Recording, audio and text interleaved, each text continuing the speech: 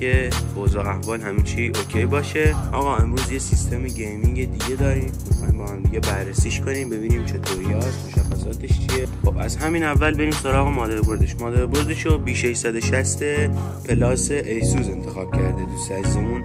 2 تا رم 8 گیگ 3600 از خدایان رم کورسر مدل ونجنس پرو انتخاب کرده. سی پی یو شو i5 12400F که زیر این کولینگ زیباست انتخاب کرده. میبینه منم افتاده. خنک کننده بادی انتخاب کرده مدل نوتوس 400 ARGB از برند گرین که ARGB هست و خیلی هم مشکل.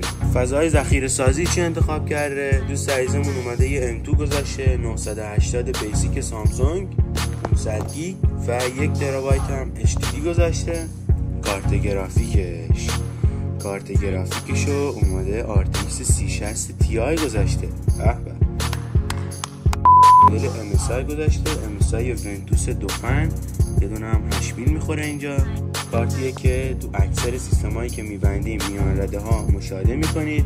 خیلی کارت خوبیه بچه‌ها، 8 گیگ و GDDR6. دوست عزیزمون برای این سیستم چه پاوری انتخاب کرده؟ پاور 800 وات کولر مستر، گلد کولر مستر اومده آینده نگری کرده. این حرکت رو من توی خرید سیستم خیلی دوست دارم. پاور رو انتخاب خوبی باید بکنی، پاور رو باید وات رو بالا ببری. و کیسش هم که کیس Z5 سورنا انتخاب کرده دوست عزیزمون.